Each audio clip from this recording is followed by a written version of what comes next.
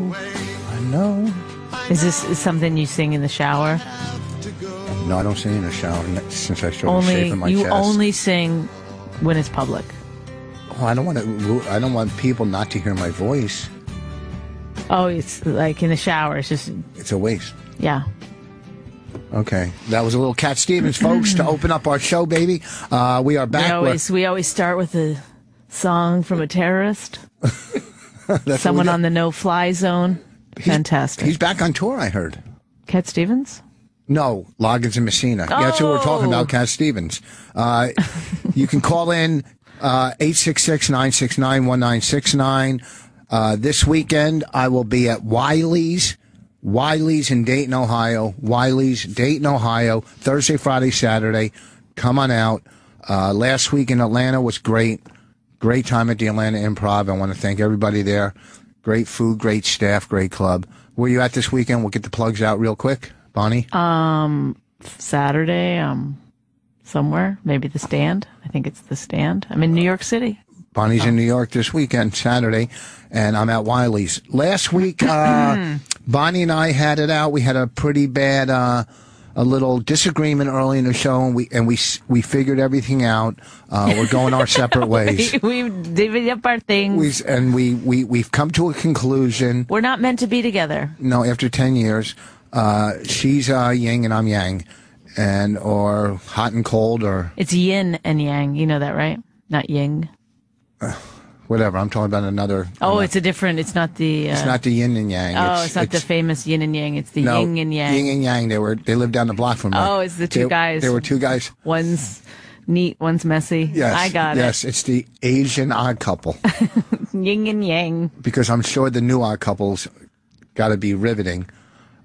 So Bonnie and I, we did have it out, and you know, and we're gonna keep doing the show, but we're gonna do it as friends. As friends? Well, that's what it seems like when we're at home, because yesterday I came home. I was on the road. I came home Sunday, and by Monday morning, I got 11 different things I did that. You're irritating. I mean, but that's why we're going our separate ways. We're going our separate way. But where are we going to go? Well, I was thinking you could renovate the basement. We don't have a basement. Well, that storage unit thing. The storage unit? No, I would love to do that. And you could live down there. I would love to turn the storage unit into just somewhere I could hit golf balls into the wall. You know, put a big pad, but it's not big enough because we have so much stuff. Riveting radio. Okay, so we're going to move on. What do you want, Tommy? Okay, did you like how aggressive I start? Yeah. I'm canceling my subscription now. No, you guys actually do a great job. I love the show. But I had two questions. One is, I have a hard time determining if you guys are actually fighting or you're putting on, because you do such a good job either fucking way. I'm like, are they fighting? And then I'd be like, Rich, you bastard, what the fuck are you doing to her? And then he starts that smooth talking shit. He thinks it's smooth talk. No, I didn't mean it that way, baby. And I'm like, oh. Yeah, he's always like, you look real good these days. You look real good when he knows he's in trouble, right? Exactly. I even catch on to that shit, Rich. I still love both of you guys. Don't get me wrong. Well, last week. That's my question. Listen, slow down. I know it's probably your first call to radio and you're a little nervous. Relax, relax, because no one's listening. Take 5 deep breaths. Now, last week, get your yin and yang together.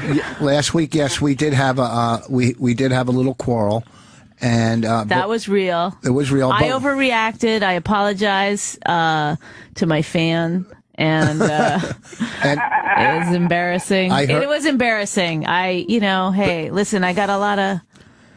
I still have a lot of lady in me. I try to be manly, but I can't go all the way with it. And I said to Bonnie the other day, I think as she gets older, and there's nothing wrong with it, but you're going to get into trouble. No. I think you're becoming more of a feminist than you were. Like, you're anti-feminist and pro-feminist. I know.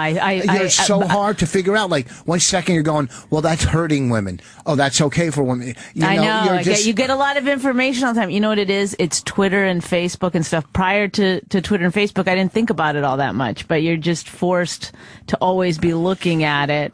You know, today I sat through a ton of videos that were the factual feminist, And I don't even know why I did it. I just, Anyway, Tommy, is this interesting to you? Okay, so what was your second question? So just as a conclusion on that, you guys do a great job. I love you. Thank you. Thank you. When I get mad at Rich, I hear like he's treating you bad, and I know I'm like, why does it matter? It's not my girl. But I always feel like sometimes I want to kick Rich's ass. I bet. Wait. But can I just say this? Can I just say this, Tommy? Hashtag Bonnie's everybody's girl. Okay. Let's start that movement. Hey, Tommy, how old are you? She belongs to all of us. Tommy, how old are you? Me, I am 40. Let me finish, Rich. But when you get on the morning show, I forgive you because you get on and you're so fucking funny. I'm like, I hate this motherfucker.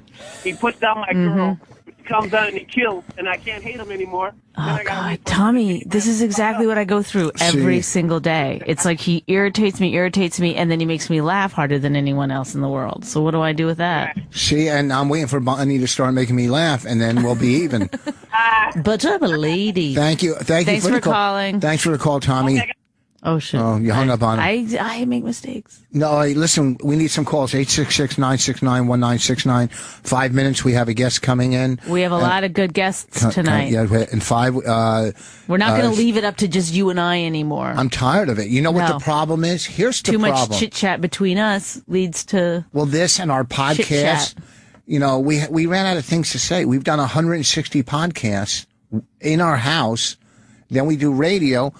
What is left? So we need guests, and our problem is we're not smart. We don't have anything else to talk about. We are smart. I'm smart. Oh, I'm smart. I sound like Fredo. But I know what I'm talking about. I got asked me anything. I got a 141 IQ. I have a 141. I'm going to do the test. I'm going to do the test right here on the internet and let everybody know what my IQ score is. Why don't you take your stupid scarf off? Okay. Here's what I'm saying. I enjoy it. We're on from 7 to 9 Eastern Standard Time. 4. You're right on that point. 4. You're nailing it tonight. Rich Voss, getting it all right. 4 to 6. 4 to 6. 4 to 6. This is why he gets Pacific time. Okay? And the reason we don't get that many guests because there's no one in the building at 7 p.m. What, do you just expect people to walk by? Well, when... Alec Baldwin! There's Alec Baldwin. Should I run out and get Alec Baldwin? Oh, boy, you're on fire tonight. Look at you. Got a little friend in from Canada. Tina You're Fey! trying to impress. Yeah, that's... you told me a story. 10 years ago, when I was in Montreal during Last Comic Standing... someone came up to me. Can I just stop you for 1 second and let people know? He's been telling me this story for about an hour and a half. Okay. So it never ends. Okay. 10 years ago, and when I was in Montreal, I was filming for NBC. I wasn't working in Montreal. I was filming. We were interviewing people, and Dave Mordell and myself were there. We were taping that season of Last Comic, so I guess it was about 10 or 11 years ago. I don't know how long ago, maybe 11. And I was in Montreal. We're filming. We have an NBC crew with us. And I heard Tina Fey wanted to meet me, but she was too nervous to walk up to me at the time.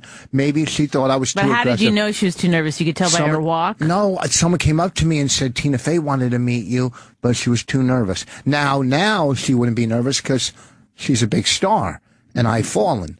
But right, you guys have crossed paths in the most awful of ways. But maybe she was intimidated by me. I could be an intimidating person if you don't know me. No, even when you do know you. Tommy, what was your second question? I'm sorry to cut you off. My second question is, how weird is it? Like, if I want to talk to a girl, it's a certain part of her that makes me interested in her. Like, last time it was a girl, her nose was just very beautiful and petite. Mm-hmm. Is that weird? Yeah, no, that's weird. A girl is a product of all her attributes, her looks, her personality, the way she treats others, her charities. The first thing I ask somebody, if I'm going to date them, what are your charities? You've never asked me that ever. No, okay. I just mine was you. I was being a character right there. Really... But I'm only attracted to that person because of like her nose or. But then, like, what are you like? Can I fuck your nose? I mean, is it other things? What he's saying is he's got body parts at home and he's making a perfect woman. Oh my God! He's making. Is it always a different body part? Yeah, she's in the basement. I'll tell you. Once I get the right arm, I'm complete. Are you a nose man? No, that's the thing. I'm a everything man. Like a girl can have a nice butt but not really cute face. I still want to sleep with her, not be in a relationship. That's what I mean by that. I don't want to like be with her forever. You want to hit that. Okay, you spent enough time with this, guys. Okay. See you later. Why don't you go to... I like, though, that he was, like, willing to put his dick in something, even if he didn't find the face attractive. I think he's a brave man. Well, you don't know what he looks like. He could just be one big hemoglobin. I don't know. That's what I'm talking about. Big sarcasm. What's this Stephen Hawkins quote that this guy's talking about? Oh, where? All the way at the bottom. Henry from South Carolina. Henry, hang on, Henry. I'm coming to you, Henry. Henry from South Carolina. Hello. Yes, go ahead. Hey, Rich. I wondered if you heard that quote from Stephen Hawking where he said that people who boast about their IQs are losers. That's not what he said. You thought he said that. You thought he said that, but he really said, "I want coffee." That's what he said. That movie was it was good. Yeah, the guy deserved the Oscar for that. He absolutely did, but the real Stephen Hawking said that. Did he really? You said people who brag about their IQs are losers. I kind of feel like that might be a little bit true. Like who walks around? People that have over 150. People will either know that you're smart or you're not. I mean, it'll just be evident. That's not always true. I think he said that he's never taken an IQ test. Well, he can't physically do it. That's mean. Really? That's where you're going to go after crippled people now? I think a lot of people are treating him like he's smart. Just, they're condescending to him because he's in a wheelchair. The guy that did that won the Oscar for that. Just what he did with his hand alone should have gave him the Oscar. I know, but is there anything that's mean? Like the real Stephen Hawking has to see that guy getting an Oscar and be like, "Oh, to be me is just such fucking." Like Stephen Hawking has to be that guy all the time, but he doesn't. I thought Birdman was stupid. I don't think it should have won. I don't know. We haven't seen it. People say it's great, and some people don't get it. You're probably like you don't get comedy, probably, but a lot of people love it. Not if he's enjoying this show. That's why I listen to your show because I don't get comedy. I agree with you. Thanks for calling. Thanks, Henry. All right. Should we take some more calls? Take like two more calls, and then we'll do guest. Take 2 calls, and then we'll do guests. Okay. Give Bonnie props. I always go to those I like ones. backing up Voss. Okay, Hey, Jay, can you hang on for 1 second? We're going to get both of you on at the same time. Yeah, here we go. Yeah, not a problem. Eric from Canada. Hey, guys. Hey, okay. So you're backing up Voss, and then on the others? I'm backing up Voss because I'm guessing that your attitude is turned up for the show and everything, but you're always like, guys call and say, "Oh, Voss, you got to talk better to Bonnie. She's going to leave you. You got to treat her better." But my ears are always hearing you bashing him 24/7. Thank you. Whenever he opens his mouth, like 2 seconds ago, I have a 141 IQ. Boom, you bashed him for that. Thank you. And he tells you a story on Montreal. Boom, you bashed him right there. Eric, how dare you point out the obvious? You're right. You know what? How dare you? Wait a second. Wait, what, Eric? Yes. Jay is on the line and he wants to give me props. So can I have a little rebuttal? Why would you rebut the guy who's sticking up for you? I mean, can I add? What? Can I add? I don't want to rebuttal. I don't mean to be mean to you, but it seems like not a great line. No, I didn't mean rebuttal. Can I? But just a quick question. Is she she seems super high maintenance on the radio? Who, Bonnie? Is she really like that? Or no, she's not high maintenance because she comes from. I mean, you're from Canada, but she comes from like a farm. When she met me, the fact that I had a washer and a dryer closed the deal.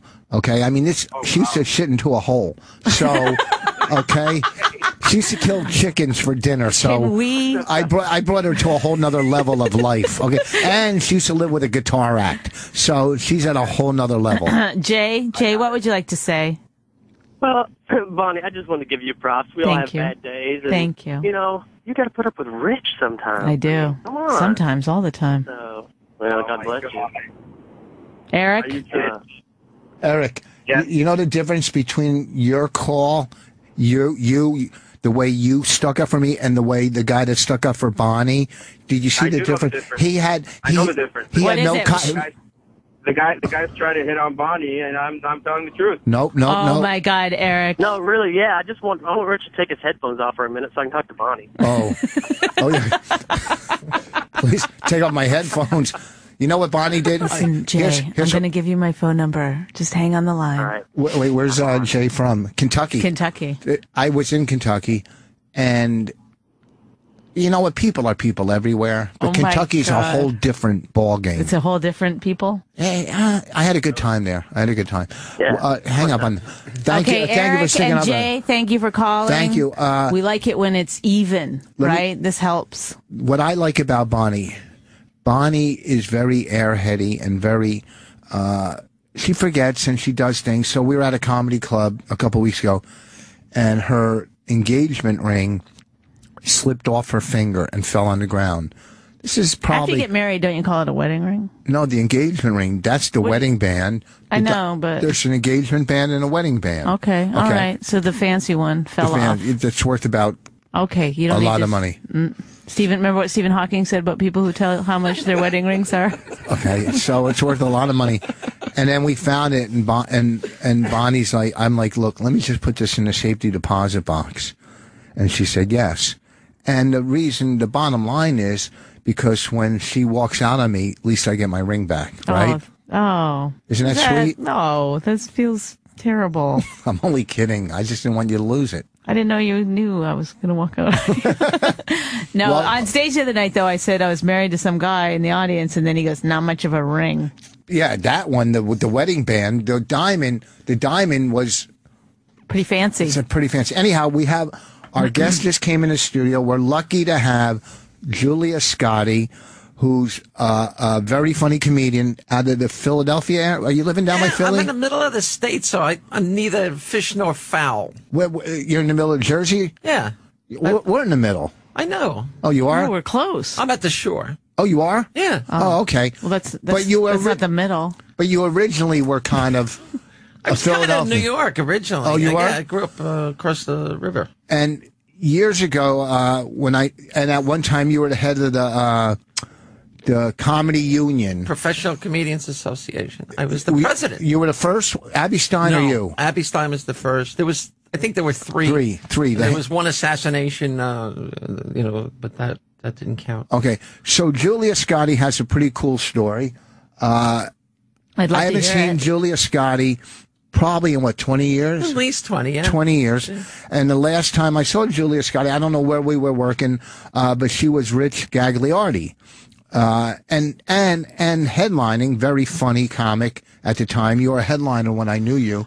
I was, actually. I went from Rich Gagliardi was my given name. I went to Rick Scotti because I had a manager, and then I dropped out of comedy. I wish I hadn't known that, because I was going to try to guess. What your original first name. Okay, well then. But now I know it's Rich. It was a good guess. But I wait was going to guess. Wait, you had but why did you quit comedy? You were doing well. I remember you quit comedy and you went to sell life insurance or whatever. I quit comedy because I knew I went back to college. My intention was to get out of comedy altogether and just be a teacher, which is what I wound up becoming. I was a 6th grade elementary school teacher. And, but in my senior year of college, I went back late. I came to realize what had been sort of, nagging at me all these years. So, and so I began that journey. And so I really didn't want to do it in a public way as a comedian, for obvious reasons, because 13, 14, 15 years ago, nobody knew a thing about this. It wasn't the way it is now. It's really exploded in the last year or so. As far as information. Yeah, you can't swing a dead prostate without hitting a transgender person. Okay, so so you went through processes of operations, I would imagine, well, that's like the icing on the vagina, if you want to call it that. I mean, it's that's what I say to Bonnie when we're going to have sex. I go, get that icing. Get the icing. All right. Nothing like a little icing on trout. That's the least, well, not the least of it, but the whole process of. Wait, 1 second. Excuse me. Yeah. What is she doing? She's writing out questions for me for the next.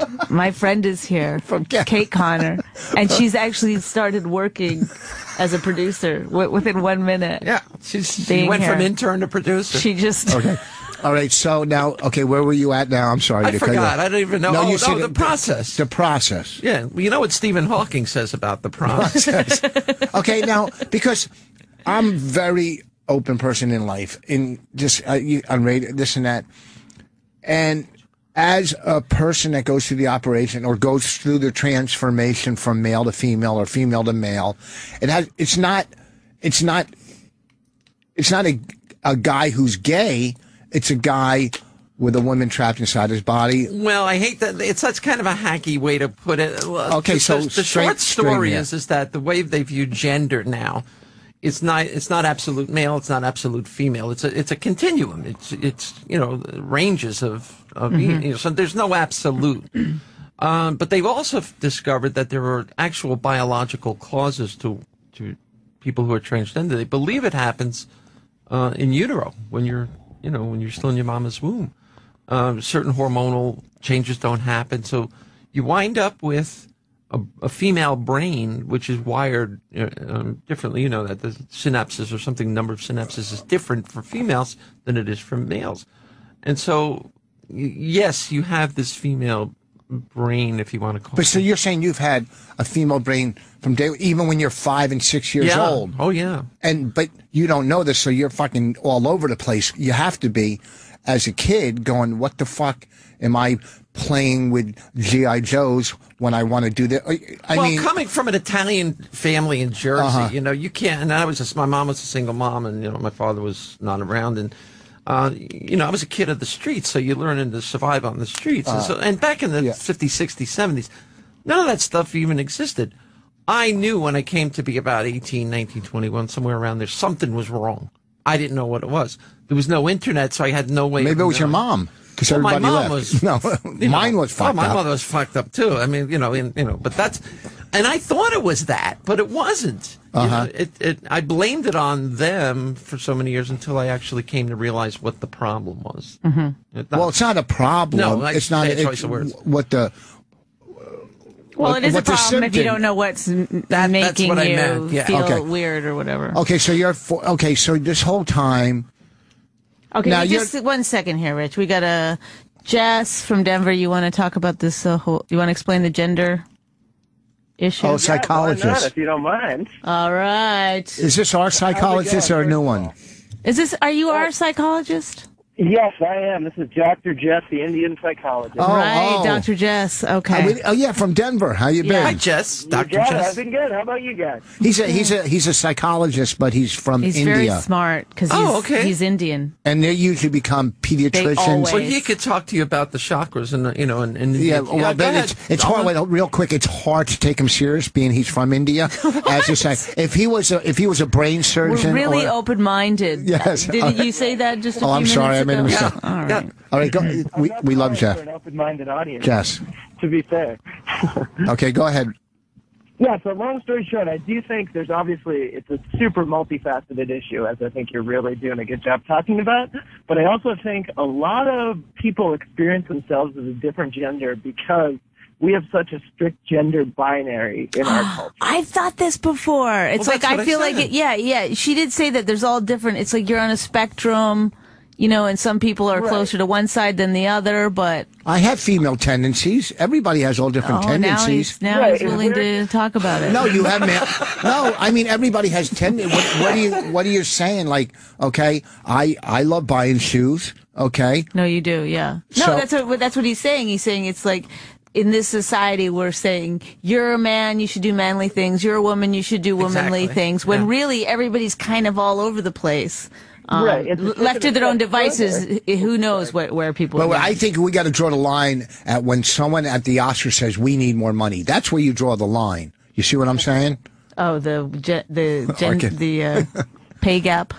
All right, go ahead. Go ahead, Doc. Do you know what he's talking about? Just to take it a step further, our gender binary is so strong that, let's say we had a young boy, a 5-year-old, that likes to wear pink and plays with dolls. Mm-hmm. We're not gonna say, oh, he's a boy who likes to play with dolls. Because of our binary, we're gonna say, oh, he must be a girl. Right.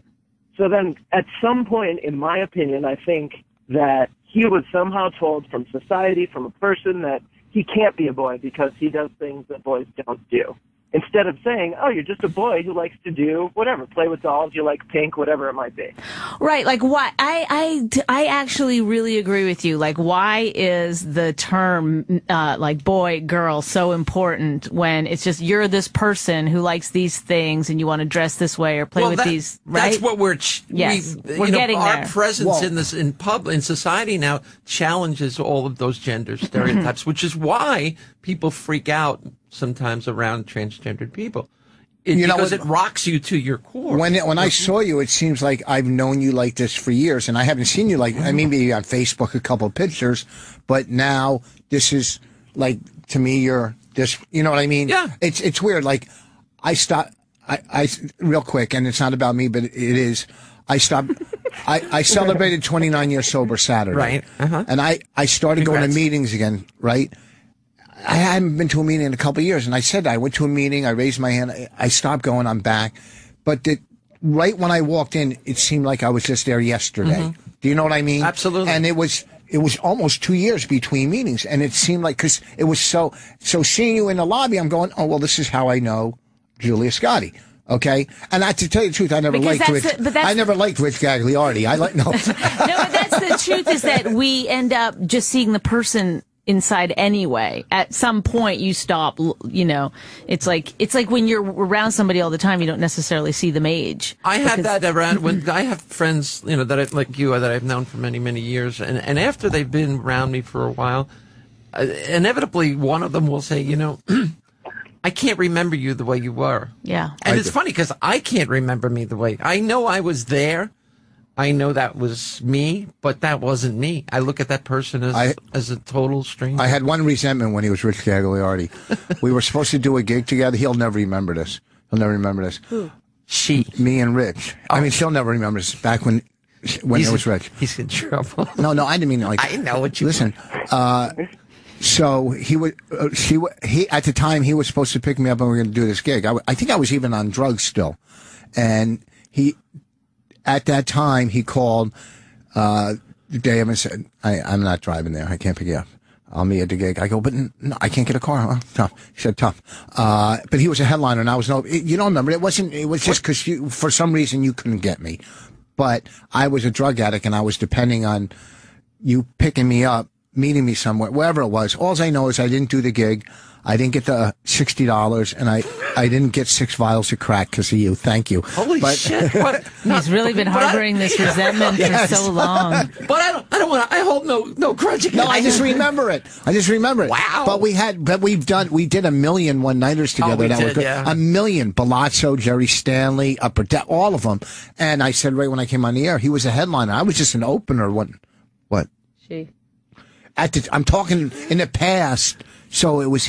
Well, don't get mad at me. I just like watching him squirm over there. I don't make. But look, if we were on a baseball team 15 years ago, I go, yeah, when we were on the Orioles, but we're not on the Orioles anymore. Do you see what I'm saying? Mm-hmm. So I'm not trying to. I'm not mad at. I don't know why you're getting upset. Nobody cares. Yes. Oh, look who weaseled her way in. Go ahead.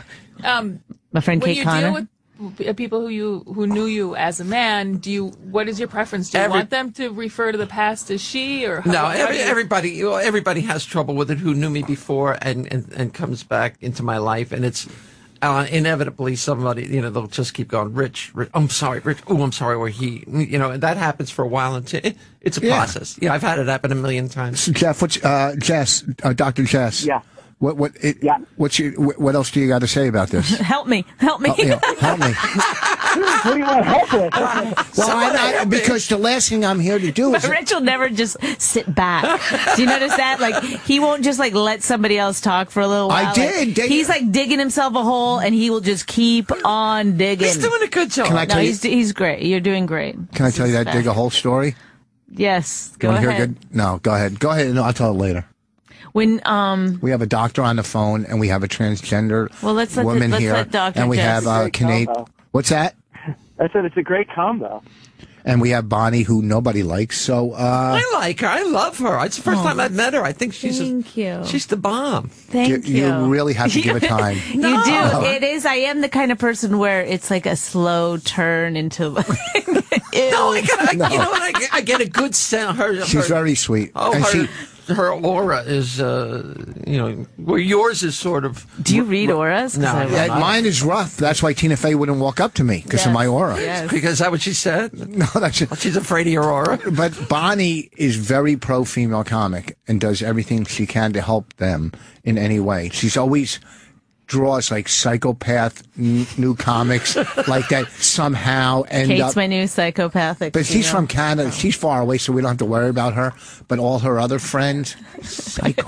Well, you bring up a good issue, and I don't mean to interrupt Dr. Jim, Dr. Joe, Dr. John, Jess. Dr. Jess. Yes, it all works. But the idea of me as a female comic has come into it. There's been an issue at times where I'm sort of excluded from female comic things. So it's a good subject you open up. But go ahead, Dr. Jess. I didn't mean. Yeah, we'll get to that. It's a good idea. Yeah. No, I mean, that's the biggest thing I have to say. I'd be interested in your perception on that. If you think, if there was more of a wide gender binary, if, maybe you could have been, or anyone could have been a girl who likes guyish things or vice versa, if you think people would go to the lengths that people go because we're in such a binary. You lost me. He's basically saying, do you think that the operations would be necessary if we were just all allowed to be whoever we were? Well, I can tell you that not being coherent. Yeah, not all trans people, or especially male to female, have the operation. Many of them live, live their lives as females and don't get the bottom surgery. They may do the hormones. And I think our community, the trans community, more than any other, lives out that continuum. You find trans people, there's no absolute there either. They're all along the spectrum, how they choose to live. Mm-hmm. And so it's just in my case, I did do the complete. Well, it's the same with anything. With a married couple, how they choose to live with a gay person, whether they're complete, or you're strong. You know what I mean?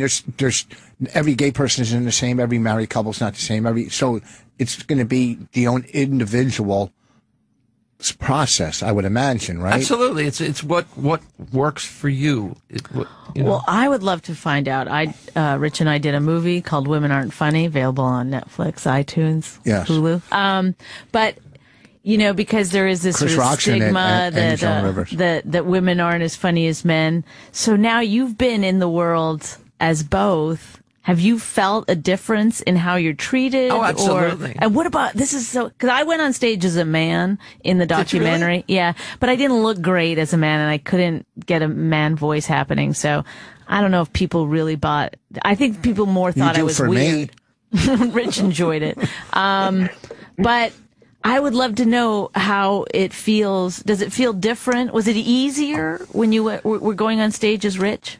It was easier to get into the gig, to get the gig. And to some extent it was easier to become the headliner. But back then too, we're having a discussion. So, and I'm throwing what I feel is back when she was headlining, comedy was exploding. Yeah, that was that comedy too. was exploding. Okay, so there was. I mean, it was work every night. I'm asking more about how the audiences react to you as a man or as a woman. Here's and I've given this a lot of thoughts. I'm glad you asked it. And when I came back, I was desperately afraid, going on stage as a trans person, trans woman, because I was afraid of how the audiences were going to respond. I'm not anymore, obviously, but I can't speak as a cis female, someone who was born female, because I wasn't. Right. I carried to the stage. There's part of my old persona there. I still have the same chromosomes. So, I mean, those typical, quote, male things. I'm a little aggressive on stage. I yell a lot. I scream a lot. Oh, God, I'd love to see that. Yeah. But so it's hard for me to speak as someone who was born a cis female. Right. So, but I do find some prejudice. I've had people, more from my age, I think. People will go on your website now, and they'll, if they don't know you, and see if you're funny. Yeah. And they'll make a decision to go to a comedy club based on that. A lot of them will go. I've had people come up to me and go, I saw your picture, and I go, this old lady can't be funny. And I'm like, fuck you. Just because I'm old? It had nothing to do with me being transgender. But if you were a man, it probably wouldn't have had the same... No, look at Lewis Black. Yes, exactly. People go see him. Yeah, it's really interesting. And we always wonder why. No. I happen to think he's very funny. Rich does too. I met a transgender female comic in Albany, but I didn't see her go on. I don't know if you know her because it's not a big transgender. No, there's a whole community down here in city. Yeah, in the city. Comedians? Absolutely. Do you do shows in the city? Tammy Tutone, who's a trans comic, she does a show called Twist in Broadway Comedy Club. She's doing one. She does them. I've done them. They're great. Dana Friedman's in there. Lorelei Isis. These are all absolutely male to female comics. No female to male. I think there's one or two female. There to male. is. I don't know I them. think, no. and I can't remember now what his name is. But I was going to say, do you talk about it on stage? I do sometimes. It's not all of who I am. Right. Like if I'm at the Borgata, I only get 25 minutes. So I'm not going to go up and. Well, this is the thing. Pontificate. Right. You don't want to. You would just want to be a comedian. That's all I want. Yes. Some people have labeled me, especially like in interviews in the press and stuff. They've called me a transgender comic, which I am. But I'm really a comic who happens to be transgender. Yes. And it's not all of who I am. It doesn't define me. Your scope is so much bigger than absolutely. that. But wait a second. You stopped comedy for how long did you stop? 10 years. 10 years. That's the story, I think. But you got back into comedy as a female, so you're basically... What possessed you to get back into comedy? Because now I'm a female, or I miss comedy? I'll tell you exactly what it was. I was teaching. I was quite happy, but I missed comedy. I never really wanted to get out. I said, you know Chris Rich, right? Yes. Yes. She and I went out to lunch one day, and we were just sitting around, yakking. And she said, "So when are you coming back to comedy?" And I'm like, "I'm never coming back." And she said, "Why don't you give it a try?" She goes, "You have so much more to say now. You're more honest now," which I think I am too. So, Mike Kaplan at Comedy Works in Bristol, Pennsylvania.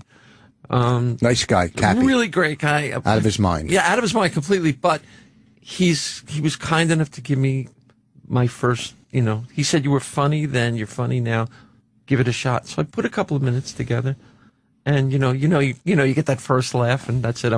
Time me off, shoot the spike at my car. But the thing is that, it's like if you write a joke and you start doing the joke where... Let her finish. Okay.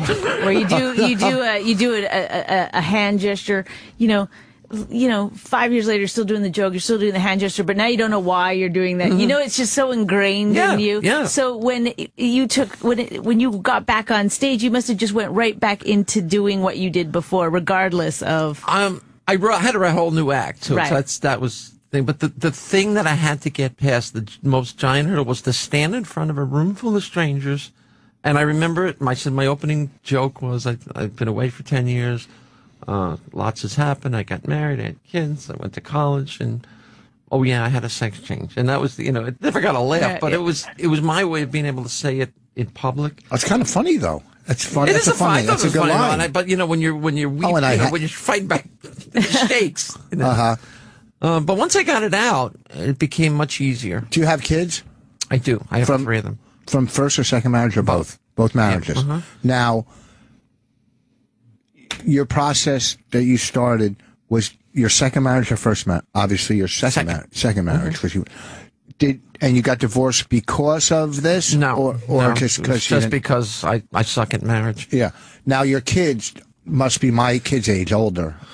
Yes. I without getting into too much, we were apart for many years, 15 years, and only recently reconciled. Good. And it's the happiest. That's great. Happiest part of my life now. Oh, that's great. That's what Bonnie and I are doing this week, reconciling from last week's argument here. Ours is only a week, though. That's great. That's good. Oh man, it was my life. Yeah, I don't want to talk too much about that. I'm sorry, I didn't know. No, it's fine. I didn't know.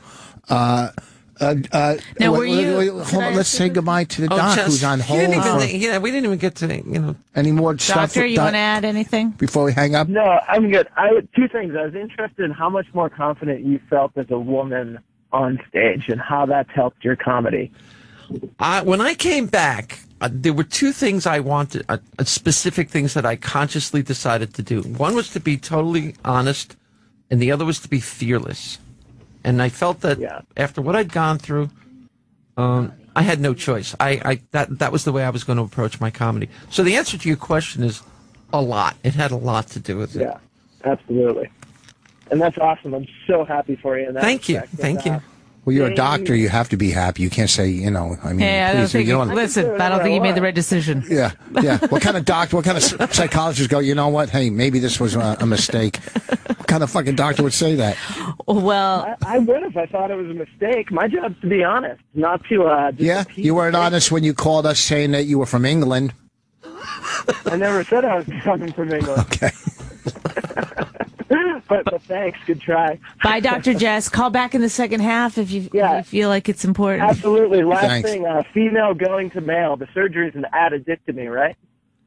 Oh, jeez. Goodbye. You know, Like you don't now. No one even believes that he's a doctor. He was way up here in my estimation, and now he's. He just Now he's- plunged at I'm the telling you, bottom of the well. but let me tell you, the village he comes from, that joke would kill. I'm telling you, they would listen to me.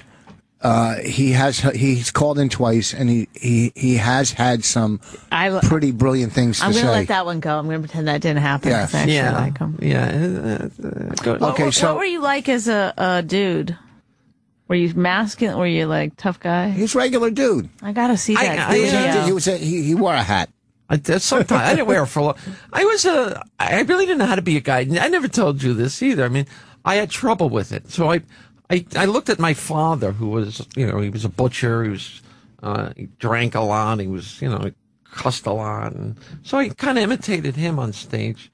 And so that, I didn't really have to spend a whole lot of time learning how to be who I am now. Right. I really had to work at being a guy. Wow. Yeah, I would never hang out with, I started at the Improv in New York here. And I never played on the softball team. I never did any of that stuff because I didn't play the poker games that Abby used to have.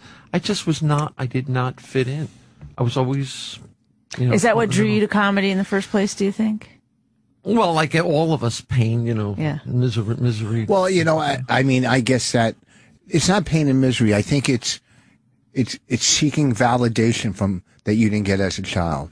Like Which is pain. Well, it's not. Yeah, it's pain. That's true. It's pain, but broken homes, I didn't get the validation I deserved as a child. Same here. People that come from great homes might get too much validate. Who knows? But it's Too much not always- validation has never sent someone into comedy. Yeah, I don't think that. I'm sorry. Really? Are you we kidding may me? need to get Dr. Really? Jess back on the phone, but You no. don't think every comic is damaged? Every comic's not I'm not damaged. saying they're I said the damaged, best but- comics are, but I don't think every comic is damaged. I think that there's something that happens with when you're a creative person that to get those gears moving, you have to have some kind of pain in your life. It's a coping mechanism. For me, it was survival back when I was a kid. Because I mean, my childhood was horrible. I mean, my mother was an abuser. My father was an alcoholic. I wasn't even around half the time. And yeah, I Well, if you want to ask Julia a question, it's 866-969-1969. And if you can't ask her a question and you want to ask me one Thursday, Friday, and Saturday, I'll be at Wiley's in Dayton, Ohio. And I've told this story many times, and it didn't until I got older realize I used to come home from school. I probably told the story 10 times in this thing, but I'm going to tell. I come home from school in 4th grade, and I'd sit and I'd put on Von Meter comedy album because that made me laugh. Well, that's right there shows how fucked up you were. No, but I had the Von Meter comedy album. but I didn't know that was covering the pain that a 4th grader's going through from his parents being divorced. You we know have what I mean? Barnaby from New York. Hey, what's up, guys? Hey, man, what do you want to ask Julia? I'd like to know, first of all, I just want to say, Bonnie, you're fucking gorgeous. Oh, thank you. I don't, God, really? That's my radio face is fantastic. I want to ask, so when you did the transformation, the change, what kind of features did you struggle with making, like, appear more feminine to hide the masculinity that was obviously previously there? Like, Elbows. I mean, at first, I think you sort of go through this. You become hyper feminine because you don't really know how to do it. I My ex, who was wonderful, who's also named Kate. One of the things she kind of taught me was how to walk, because I used to galump a lot. That's what she called it. I still do that. You galump a lot, yeah. But when so that was another thing. And the other was body language. There's certain aggressive language, body language that's associated with men and not with women. Now I just don't care. But I would have never. I mean, to me, you're all woman. Thank you. I would have never assumed had I just met you, without Rich whispering it to me. Met you. Thank you for calling, Barnaby. Did you have another question? Yeah, I just wanted to know. Also, I tried calling you guys last week, the week before. I didn't get through. I wanted to know, is there anywhere I can go to find some pictures of your feet, Bonnie? Because you have like a gorgeous body, and I have a foot fetish, and I can't see your legs, your feet anywhere. Okay, yes. Thank you for asking. Footlocker.com. BonniesFeet.com. I'm doing that right now. And then there's also mytoes.org. Her toenail. Let me tell you about her one toe, her big toe. Love you guys. Bye. She has a big toe and it's happening with my daughter. I don't know how, but it's hereditary. My mom has it. Her one toe, her nail gets rotten. Like it's like it looks like a big tumor nail on her toe. I have to pull my nail off, and then my kid has and that's why I have to get my kid up for adoption, just because of the one toenail. You have to pull it off periodically. It's happened twice. I've had to take it off. It's disgusting. But I think it's from jogging. It's not from jogging. I think it is. Well, I stopped jogging. Why would one toe? Well, it could be from jogging. I mean, if you run a marathon, you bleed from your nipples. Did you know that? Yeah, but guess what? My 7-year-old has never run. My 7-year-old doesn't jog, and she has it on her toe. But she's not bleeding for her nipples. There's a fungus that gets under your nail. And I don't know why it only happens on the one nail. And the jogging, exacerbates it. And then don't copy her big words. I know, because I was like, is it exacerbate? I can never say it right. Exacerbate. And so she, so Raina has it. So big deal. Now everyone knows. I'm looking at password, it now. Fungal nail. That foot fetish guy would go crazy. She's got her foot out now. This guy wants to know what porn we watch. We have one porno at home. One. Okay, you want to know? Rich is going to tell you, Ben. Yeah, I mean, first of all, how do you guys not invite Norton in tonight? Why should we? Oh, because he's because he loves transgender and. I sent him an email the other day because he mentioned me last week. I said, I'll do the show for him. He never got back to me. So. Oh, really? Yeah, I'll do him. I would do it. Not him. I wouldn't do him. Yeah. No one would. I mean, I'd come on and talk to him about it. Sure, yeah. I mean, you'd have to have all kinds of shots at least before. I heard him this morning. It was a little. We're doing a show tomorrow. Have you thought about doing a sequel to your movie called Trans Women Aren't Funny? Yeah. Yeah, maybe that was I will. A douchey thing to say. Well, no, because I don't think he was being douchey because the movie is called Women Aren't Funny. So I was being all right, then I sarcastic in the title. You never have to apologize to our callers, all right. Ever. Well, they have no esteem. We're so sorry. All right, Ben. Bye-bye. All right. So transitioning has this Brian from Queens. That's Trucker Dan has been on. Trucker Dan 866-969-1969. Okay, Brian. Go ahead. Hello. You're on. Hey, Bonnie. How are you? Good. How are you? Have you called the show before? Yes, I have. Yes. Okay. I remember. First, I wanted to say that I'd eat that decrepit toe of yours, no problem. Thank you. Oh. It's what I've been trying to get Rich to do. Wow. He won't eat my old toenail. I'd have no problem with it. Oh, you're sweet. You sound sweet. Thank you. Do you have a question for Julia? Oh, yeah. Well, I'm considering transitioning, and I mean, it's not so much a question of where do I start, but more so, if my dick is really small, do I need to get rid of it? That's I think what we've been talking about is it's all up to you. And I feel like you've got a lot of confidence for a dude with a small dick. Yeah, how small? I mean, it's probably like 4.5. Hard or soft? Hard. Cut or uncut? Cut. Thick, tasty. What are your balls like? What? What are your balls like? Are they hairy? They're a fantastic size, really. They're actually making your dick appear small. Are you gay? Are you gay, or do you feel that you're a woman trapped inside a male's body? I think he's joking. I think he's pulling your something. Oh, he is? Yeah. He's pulling his own. I've been with women and men. Okay. Oh, but where do you? I don't know. What is? Yeah, that. Well, my friend's supposed to call in, Brian. We have to take this call when Brian calls in. Okay. No, you don't have to hang up until Brian calls. Well, I don't think you have a real thing to say. Yeah. Talking to me? Yes. Can you send us a picture of your penis? I'll send it to you. What is it, Rich Voss? No, forget I'm looking. Gmail.com? No. Who had no? It sounds like a tuna can. What? You know what I mean? The shape and size of his penis. 4.5 tuna inches? can? It's like short but thick. The small tuna cans are like like a little Friskies kind of. Yes, with or the little food. mini ones. Have you? Yeah. Since you're, this might be too personal. Have I done it? No, have you done anything? Like, are you attracted to women or men? Have I had now? this sex? No, are you attracted? Is that what you're asking me? No, are you attracted to men or women now? I mostly women. I identify as a lesbian, but then you can put. If you brought Sam Elliott in this room right now, I would jump on him and just Sam Elliott's a good actor. Oh, he acts too. I didn't realize that. No, I mean I'll see if I see a man, but I identify as gay, as a lesbian. Yeah. And do you have a girlfriend? No, and by choice at this point. I'm just done. Okay. I'm done. I suck at relationships. What is wrong? This is a relationship show, so this is good. No. What is your main problem?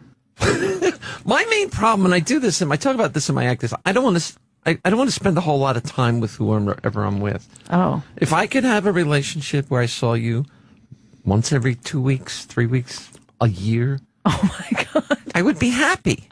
I don't want to. You enjoy spending time by yourself. I'm great by myself. Yeah. I want to get an RV. For what? Just to take off and not worry about everything. You know what it is? You get so many responsibilities in life, and then you get older and you go, why do I got all these responsibilities? Can I have a week or two off from my responsibilities?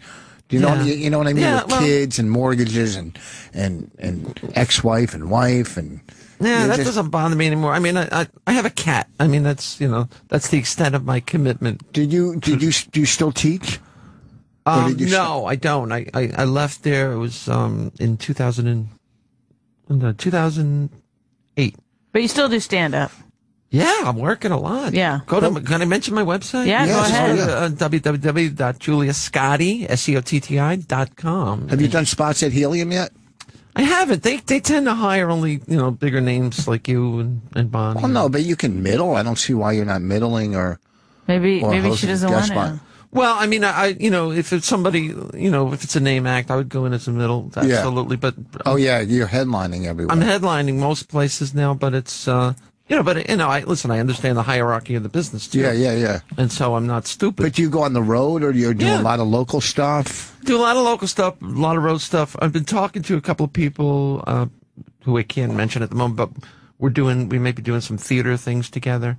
That'd be cool. Yeah. And you haven't worked on a one-person show at all about it, or? I started, but I get lazy, and it's hard. It's really hard, and I get so tired of telling my stories. Sometimes it's like, who the hell wants to hear anymore? Oh, I know. I feel like I just wrote a book, and I really had to fight that whole who gives a shit. I wrote a book too, and it's like, and I said, I hate me.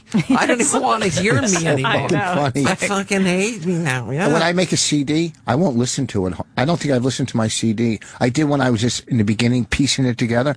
But nobody wants to hear themselves or see themselves or talk about it. It's fucking horrible. When you see yourself do comedy, you get disconnected and anxiety. Oh, I disgust myself. I mean, I do. I see. I think that's a great start to being a fantastic comedian. My manager said to me on the way, she said, you got to get some more tape. We got a video tape. Okay, what am I, 1985? You got to do more videos. I said, yeah, all right. I don't want to. She got it because we got to get them on the website. And I'm like, yeah, okay. I don't sell them. You know, I don't even have one. I'm selling cups. Well, you sell cups? Sense. I'm just with two handles? With nice, good one. I like that. Okay, so we stopped in. We taped this TV show about 4 weeks ago, and we stopped into Brigada to do for the TV show just 15 minutes apiece. Would only probably use 30 seconds, but it was a great room. I love that room. It seems like it's a lot of fun, and now the other new bookers are there. Mm-hmm. I didn't get along with the other guy. I never worked for him ever, but. What Ray Garvey used to, God bless his soul, may he rest in peace, who ran Pips, was a great guy. And then Pips, wow. Do you remember Pips? Oh, God, do I ever? Do you remember when we used to, I don't know if you worked, you must have worked Pips when the flea market was there. Remember when the flea market was down the street? No, I remember it was, George was semi-retired, then Seth took it over. Yeah, and Marty. Marty took it over after Seth, I think, right? Well, they kind of worked together, and then Seth left to California. That's what it was. Okay, yeah. And this is riveting. Really? Pips is, first of all... And then I chopped my dick off. And then, first of all, Pips was the #1 comedy club in the country. It was the first comedy club in the country. It was, yeah. The first. Wow. Before the Improv. Ooh. Okay, #1, all right? So maybe a little history. Steve Landesberg worked there. This is interesting. Not just like, hey, remember there was a farmer's market down the street from Pips? Well, I was getting into we things. got tomatoes. That's where the audience got tomatoes. Did you ever get the nice, on the vines tomatoes? See, that's why when nobody... you were working at Pips. That's why people take my side. I'd always grab an orange on my way into Pips.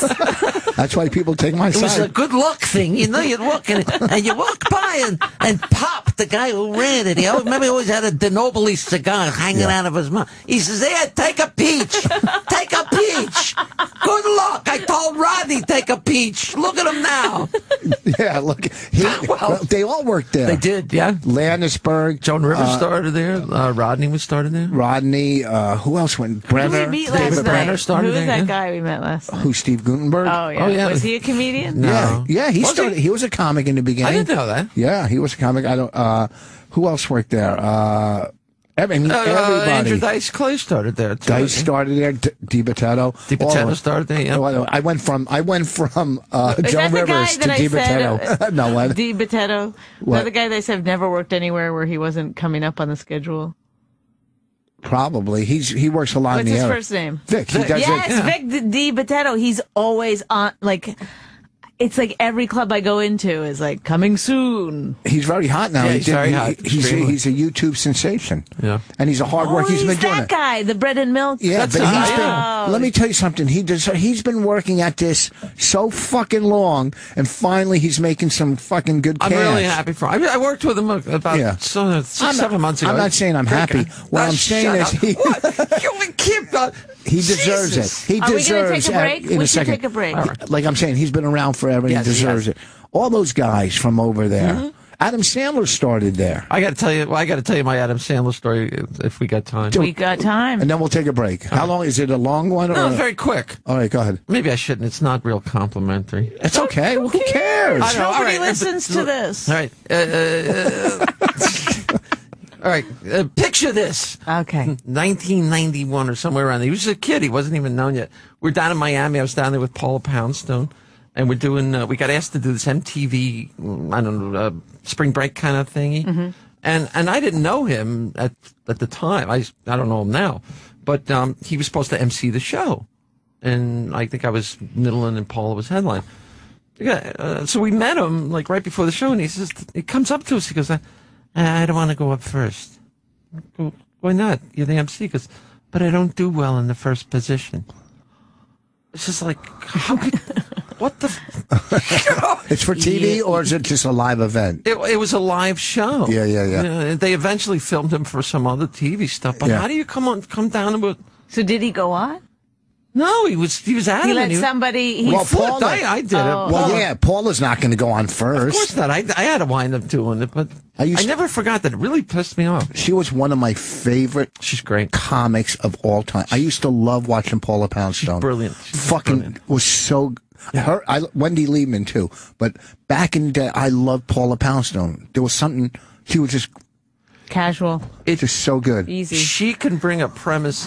It comes out of left field, man, and she'll come back to it, and you don't know how she got there. It's just remarkable to watch her work. Now I just love watching. What's her name? Janine Garofalo.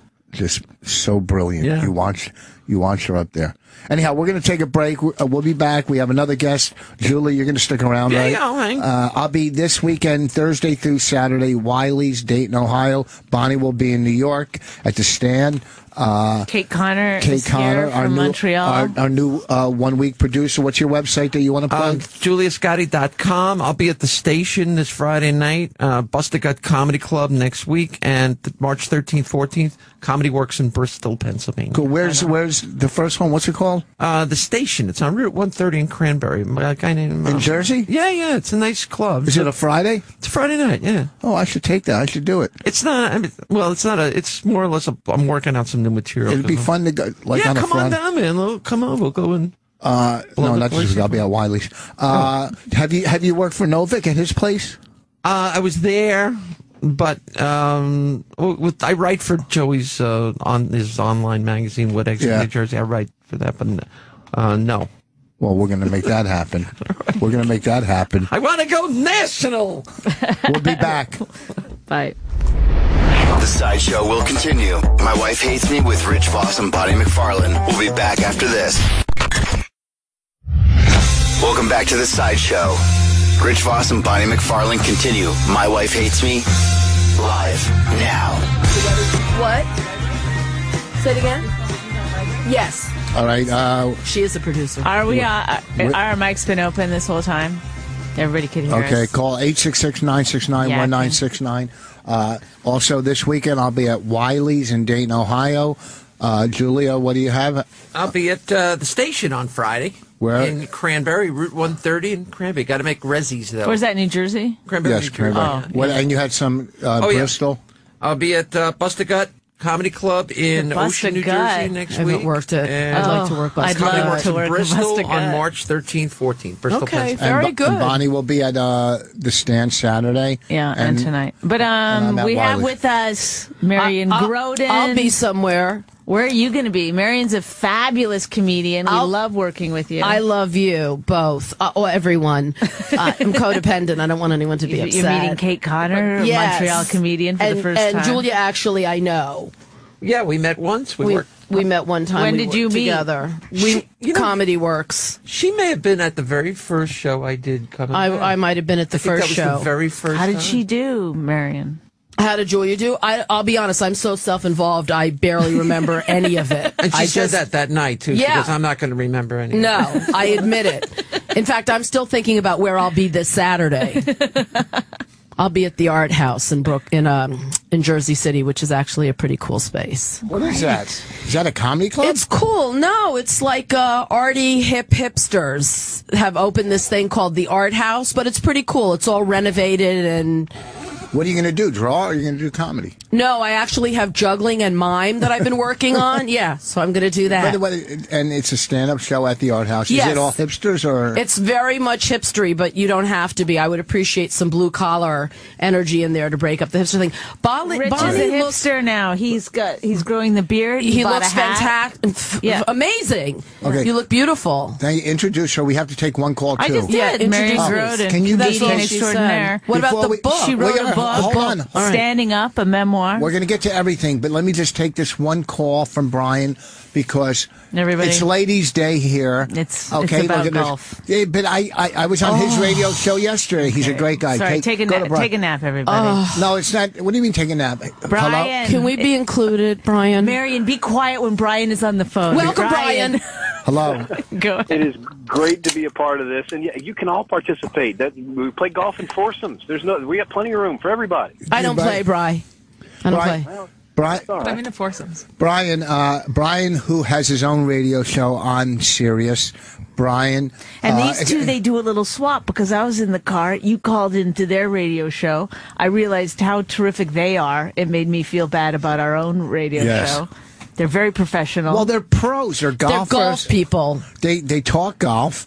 They have always something to talk about because there's a tournament every week. They get to talk about how Sergio, melted down again this week.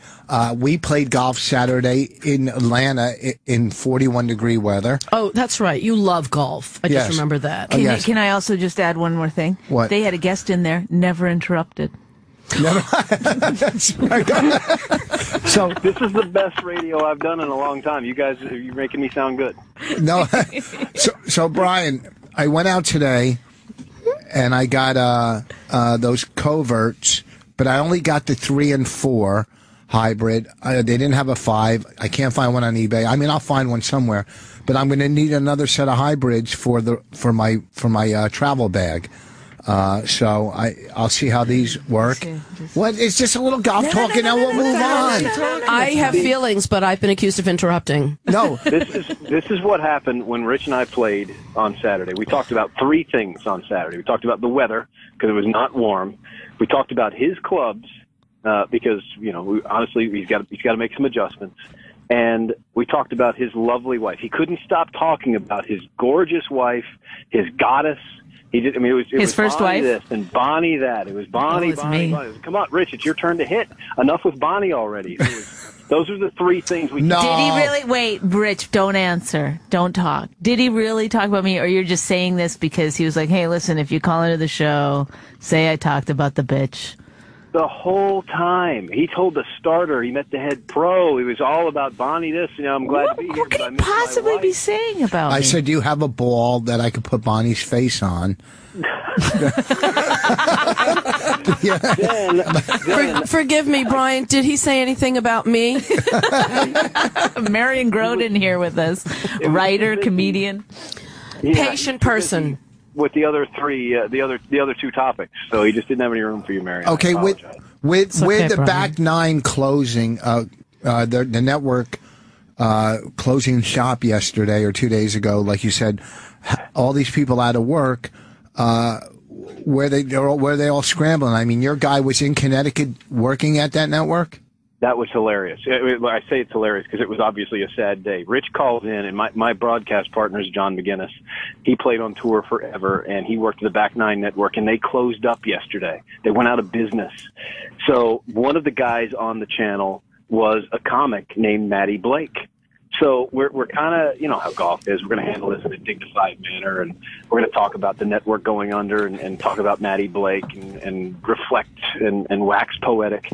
And Matty's like, man, this is a terrible day. Not only have I been fired once, but I tried to come on a golf show, and you got another comic. You tell me. Well, Rich Voss. I don't know who Matty Blake is. I'm sure he's a funny guy. But you did make the right decision. Of course, you're going to put me on over a Matty Blake. He was fine. But yeah, that was a strange day. I'm sorry we didn't get a chance to talk about it. We didn't get a chance to go into our golf as much because yesterday was kind of an odd day. Were you, and we got to wrap this up soon because we have so many guests, but hey, he was so nice to you when you called into his show. You guys aren't paying attention. No, he never one time said, hey, Rich, listen, we got a lot going on. He just explained the network was closed down. They had shit to talk about. I'm feeling it. They had drama going on, but they never one time said, hey, Rich, you're kind of babbling a bit here. No, I didn't say to him it was babbling. I wanted to ask him, my God, you'll throw anybody under a bus. I'm sorry, Brian, but I was there, and I heard how lovely you were to Mr. Voss, and I apologize for the way he's treating you right now. I would rather talk to Brian for the rest of the show than you 3, okay, fucking comics. Wait a minute, the show is taking an ugly turn. I drove all the way from Teaneck, Brian. I came from the Jersey Shore, you bastard. Okay. What can we use language? I married you. Okay, wait, Brian. Can we use language? Brian, sure, yeah. You prick. Yeah. Listen, Brian. You and your fucking balls. Listen. You little twat. Listen, calm down. Don't talk to Brian that way. Brian, Bonnie, listen. I saw the movie this morning. I downloaded it last night so I could watch it on the plane. I saw Women Aren't Funny this morning. 2 takeaways for me. First of all, your daughter is adorable. Thank you. Yes, thank you. And secondly, she looks a lot like Dane Cook. Oh, dang it. You guys noticed that. Listen, and you could tell the truth. Before we go, tell the truth. You said that you could tell I'm a golfer, but were you just saying that to be nice, or am I completely off track on everything?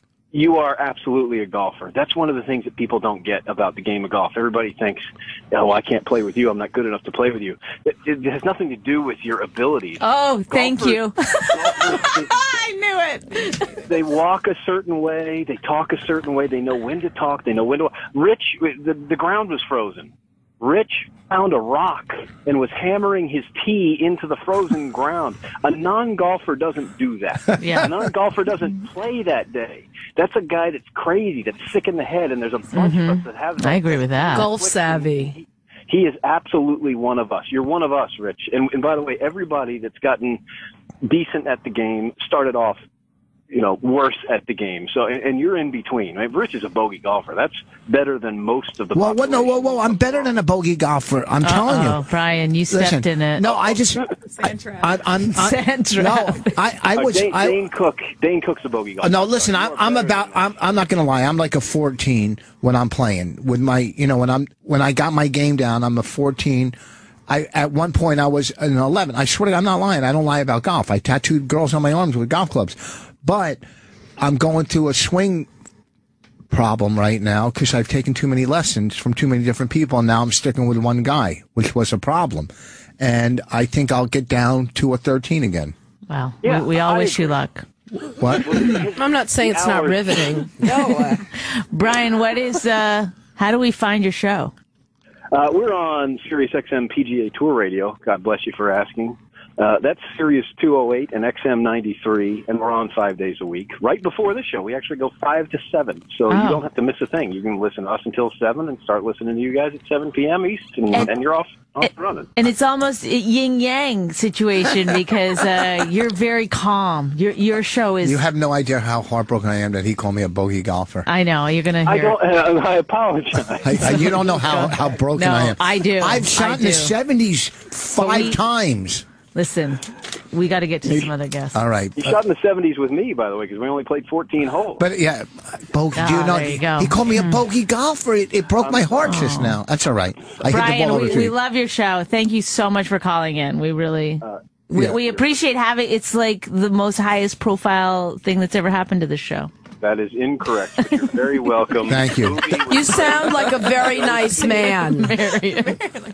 Get the movie. Women Aren't Funny. It's worth it. $7.99. Get the HD version, you cheap jerk. Don't buy the $5.99 version. Get the $7.99 version. This is the kind of language you won't hear on his show, folks. You won't hear that on this show either. That was pretty mild. Yeah. Thank you, Brian. I'll talk to you later. All right, bye. Bye, Brian. Goodbye, Brian. He's great. He's a cool guy. He called me a bogey golfer, though. I'm better than a bogey golfer. You should have heard what Tina Fey said about Marion, Let it go. You don't play any golf. Mini, I like mini golf, so I might like golf because I do like to get a ball in a hole. I hate when people go, I play mini golf. Ask a real question. Because it's like the biggest, it's like, nothing against you, because I'm a big fan of... It's like saying, did you stand up in the mirror at home? Yeah. Well, but that's my answer. I'm not a golfer. Then no would be your answer. Then just shut up, I guess. No, about golf. No on that. No on that. Excuse me, other subjects? But you are a writer. Is that a good thing? I'm not a mini writer. I'm a writer. You wrote an entire book. I wrote a whole book called How many pages Standing is that? Up, a memoir of a funny, not always life. I don't know, a couple hundred. It's a real book. It's a very real book. It's a shitload of work. It's incredibly well written. Thank you. Did you read it? I did. I love your book. Wow, I love your writing. Thank you. Rich, did you read it? Please, I haven't read my wife's book yet. Your wife has a book? It's coming out soon. I'm joking. I didn't know. I know she... Look at Bonnie looking at me, glaring at me. Yeah, I did. I took some time off and I wrote a book. I remember when you were writing the book, because you wouldn't come into Stand Up New York anymore. You were like, people would say, "Where's Marion? She's writing." I was writing, or I would write at the bar. I'd email you. I can't email you back. I'm writing. It's very consuming. It's very consuming, and it's a memoir, so it's your life story. So it's, you think, what do I put in? Do I, I have to talk. You have to talk about certain things. Like I've had cancer, so you have to talk about cancer. Oh, well, so that means you might leave out. You had cancer? Yeah, I had cancer. What Didn't kind? you notice I was bald at one point? You thought that was like a fashion choice? I never knew you. I never was saw you bald. I didn't like to be. You had real cancer, or were you trying to get work? Tell the truth. You had cancer? Roger Paul said I could do a cancer tour for $200 around the Finger Lakes, and I said, you know what? Fuck it. I just came down with something. And you beat? How long did it take you to? I mean, I had breast cancer, and it was 10 years ago. I didn't know that. Yeah, I have a big scar. I don't want to Can see. you show us? No, we don't know. No, but you're please. cancer-free now. It's like a war. Nobody wants to see scars here. We're not scar radio. It's not gross. No, it means you survived. Yeah. You're a warrior, but I won't show it. I have scars. Yeah, but we're not asking to see scars. We're just talking. How did it all of a sudden become a show about scars? Yeah, and are you but upset? I want to go back to your childhood. Because Rich is obsessed. He's got a fetish about scars. I don't. My scars are on the inside. His are emotional, invisible. Yes. That's because he's a bogey golf player. He can't get off that. Yes. I know. She wants to ask me about my childhood, and that's my favorite subject. Well, you had an interesting childhood. Why don't you tell us a little bit about it? Well, ask me something. It's general. Well, your father's famous. Your mother's an actress. Richard Benjamin. My father is the actor Richard Benjamin. And my uncle is Robert Klein, and my sponsor is Chuck Schumer. Are you gonna answer these questions? Charles Grodin. But that's what your book's about, is right? my father. No, but one he's thing. in it. My book is about my life, so of course he's in it heavily. But you were shuttled back and forth. Yes, didn't think of it so much as shuttle, but I grew up it's very bipolar. I grew up with he was very famous at that time. It was at the height of his celebrity, so I grew up with that on the West Coast. But he was also very down to earth, so there was a lot of not that, but he was that. There's no getting away from that. And then a completely other experience of living with my mother, who was very eccentric, bohemian, depressed, macrobiotic before anyone knew what she made. All her dishes were like the thing, but it was missing, like cheeseless cheesecake, meatless meatloaf. It was always the thing, but you couldn't have it. Brownieless brownies.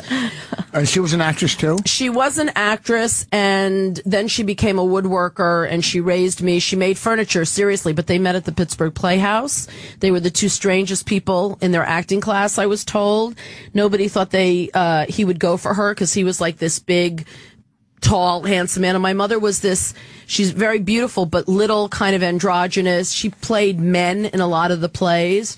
She was very offbeat. She was fantastic. She died a long time ago. Oh, I'm sorry. Yeah. Really? Yeah. Would we have known her name? No. Julia. Well, it depends what furniture you have. Yes, I don't know. Do you have an ottoman in cherry, a cherry stain, Julia? Coincidentally, though, I played a lot of men in a lot of my shows in the past too. But you were a man at that point. Well, yeah, weren't you? Julia had a little different. Julia had the best line ever on. I called her the other day. Yeah. And I said, "You have a home phone still?" Yes. And she said, "It's hard for me to get used to change." That's hilarious. I was fucking dying. Did you know you were being funny? No, sometimes I don't. But yeah, that time I was being. No, I knew I was. You make a lovely woman. I thank you. Yeah, so do you. Yeah, your vibe. No, but seriously, your vibe is very female. I'm loaded up with estrogen. Yeah, you feel very I feel like you could hold me and comfort me. I could. As a matter of fact, I suckle teenagers and young children all the time. Yeah. Take caller number one real quick. Let's see what they have to say. Oh, I love calls. Justin, you're on. Hey, hi. Rick, how are you? Good. How's it going? We have a bunch of guests. It's not just me. It's Bonnie, Marion, and Julia. Hello, everybody. And I wanted to say what a great show Friday night, the Late Show in Atlanta. Fucking hilarious. You were the first time I'd ever seen you. That was fucking hilarious. Oh, thank you. I didn't even know you were there. Thanks. We were just taking a call. Yeah, that was a lot of fun. The club was great. Was that planned? It's a great club. Well, you could see it says, wanted to tell Rich you saw him in Atlanta, and he was really good. I didn't see that. Let's take a call. There's a caller. Yeah, please. Number one, take the call. First call. Hey, I wanted to know what you think about that stupid bitch with the damn ferret jacket. Oh, What's that? Some girl on the front row. I guess had a fur coat. And she was. Go ahead. No, she was just being annoying all fucking night, and then that other table in the back was being annoying. I didn't see a table. Did I address it? Address the table in the back? I was going to come with it. I was going to relax. You remember you addressed it because she was snitching on the doctor. What's that? I said, yeah, you addressed the table in the back because she was snitching on the guy that was dressed up as a doctor. Oh, yeah. They didn't get crazy till the end.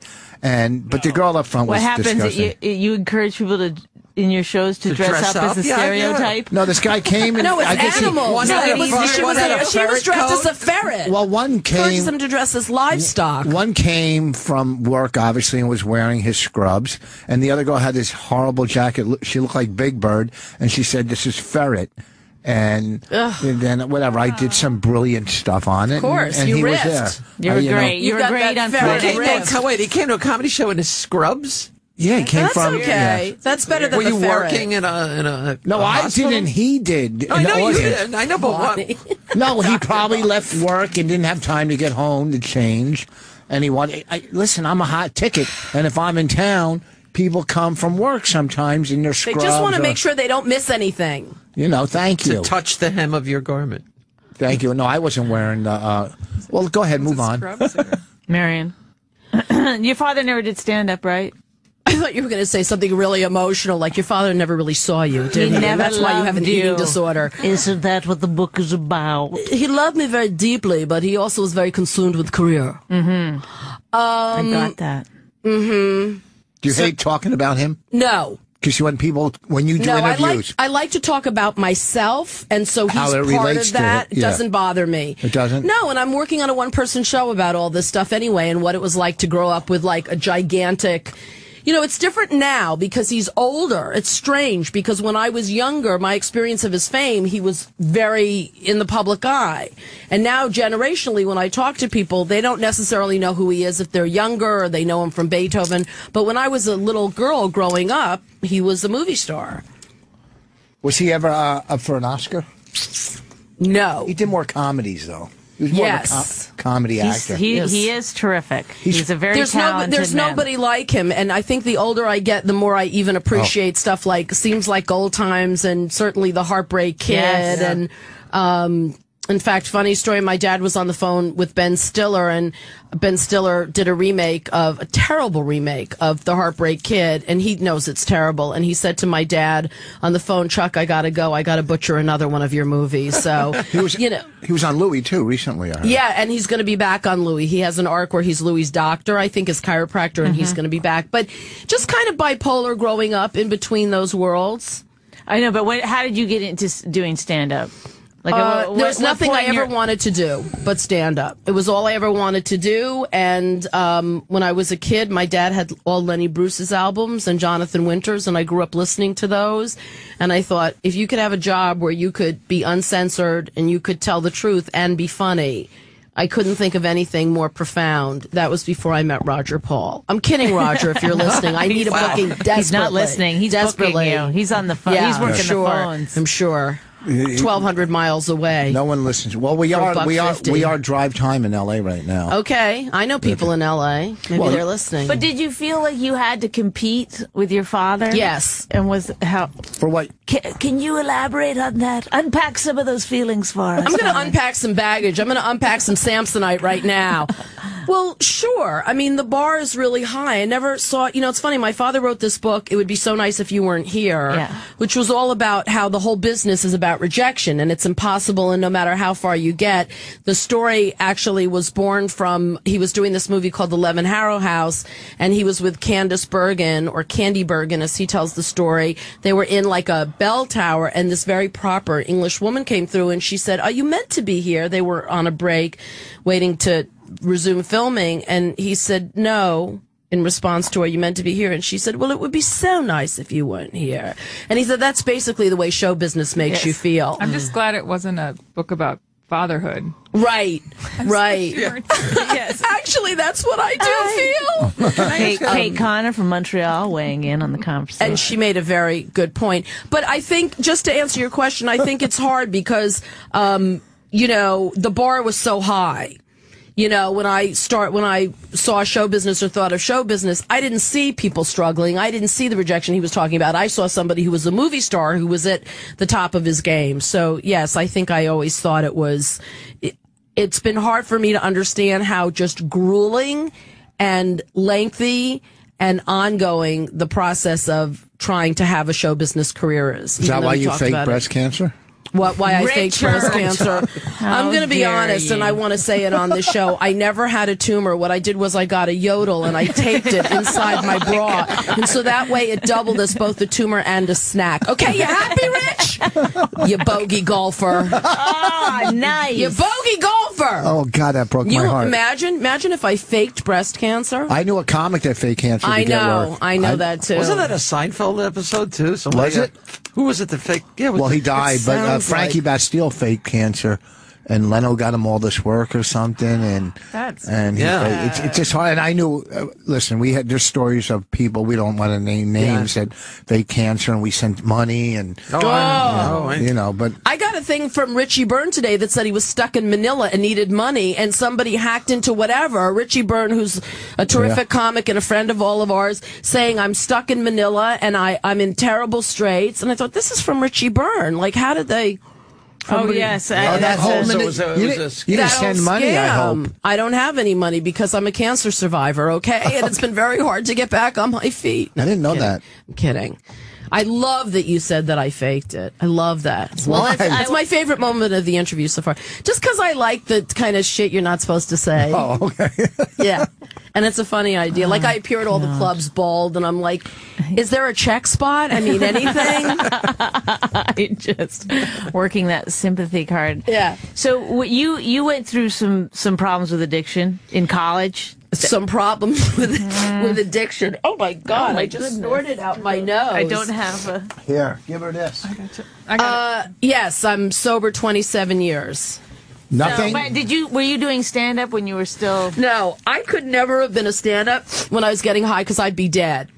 I'd be dead. They'd offer you stuff or I would do stuff and I'd be dead. I firmly believe that I had to be clean before I was able to do stand-up. I had to go through a lot of stuff before I could do it. Wait, okay, hold on. Julia. Yes. If you want to weigh in on anything, go right ahead. Are you an addict? Am I an addict? Are you in recovery? Not of drugs.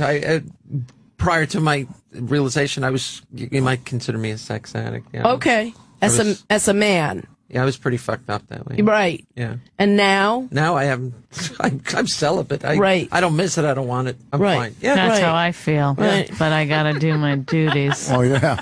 Let me go. It's hard when it's a bogey golfer because I know for me. Yeah. Well, you said 27 years, and I just... And you just...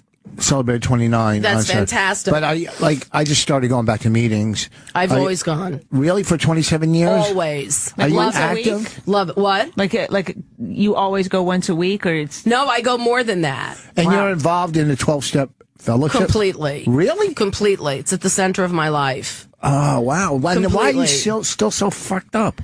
Oh, I don't know. I will accept that I faked breast cancer, but I'm going to call you out. I'm still so fucked up. That one I have to call you out on. I don't know why I'm so fucked up still is the first answer. But the second thing is I just get so much help and comfort.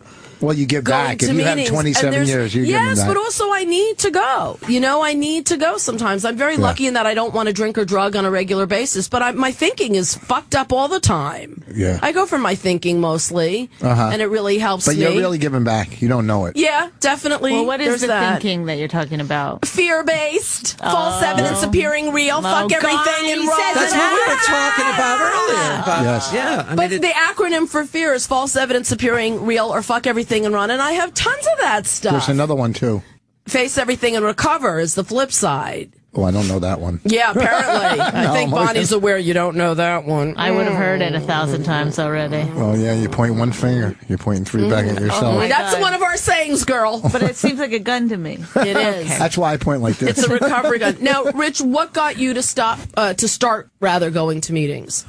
Because if I have this much time clean, and I have to deal with anger, these are the things I have to deal with: anger, resentment, and jealousy. Right, me too. Those 3 things are fucking destroying me. Eat your insides. You know, and I have a great wife. I have great kids. I have a great life. There's no reason that I should be mad that your dad's on Louis and they've never used me. Right. Okay. No, it sounds like he's joking, but I know you're not. I know you're not. We all Look, go I'm upset. through I'm it. not on Louis. Huh? We all go through that. I want to be on Louis. He said, come down to the set. We'll have lunch. And where's the call? I'm waiting. I'm starving. Yes. No, everybody deals with jealousy in this business, but you shouldn't.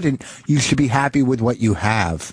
It shouldn't overtake you. But if it shouldn't overtake you. But if every one of us who sees a friend, and we're happy that friend got something, but there's a part of us that goes, what about me? What about me? Yeah. It's the what about me syndrome. Okay, well, anger. Rich, I mean, why AA and not an actual therapist? Kate Connor, ladies and gentlemen. Kate Connor from Montreal. Kate Connor, who worked away from the couch to our new part-time producer.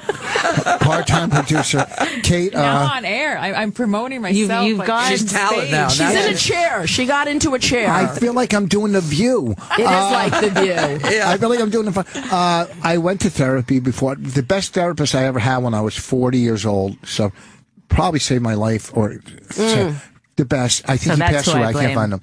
But then I started. I went last year, and I'm going to go back. But 12-step is because why I want to go back, because also I have a lot to give back to a newcomer. Definitely. I can't give back in therapy. You know, right. I love that you're saying that. It's true, but also they're not mutually exclusive. I mean, I go to therapy and I go, and I go to meetings. And meetings for me, I don't go to church, I don't go to temple. It's kind of like that. It's the spiritual hub, Yeah. But you identify as Jewish. I also would like to get laid at some point. Thank you. Oh. No, that's the real. No, it's not remotely. You can't go to. Sometimes you go in your mind. I'm going to a meeting, do a little lusting, maybe some. No, I'm totally joking. No. Okay, well, I don't know because I can't. You can't shit where you eat. I can't. If it doesn't work out, I can't go back. Bonnie does in the kitchen all the time. Yeah, she never makes it. I was going to say there was an odor in here, and I didn't know what it was, but there was something a little fecal. I grew up on a farm. We'll get back to some questions. You're doing a great interview, Bonnie. He's so loving. What was your first time doing stand-up? How did that come about? I was working for my father on his show, The Charles Grodin Show, either on MSNBC or CNBC, and I was so tired of not doing my own life. What were you doing on the show? I was a producer. Yeah. Sorry, I remember Kate. that show. That was I'm a great show. grateful that you're. Yeah, it was a great show. But I would sit in the audience and I would clap and I would work on segments for him and all this stuff. And I just felt very depressed and like I wanted to do my own thing. And I literally quit. And like the next week, I walked down to Stand Up New York and I got on stage. How did that happen? I just did it. What do you mean? How'd I get up? Yeah. Oh, it was an open mic or something? No, I had to bring people. It was one of those things, but I brought people and I did 5 minutes. No. Yes, like 17 years ago. Absolutely. 17 years ago they had people? They started that. And the minute I did it, I knew it was 90s. I knew it was me, and I got lots of laughs, and it was terrifying because I talk about myself.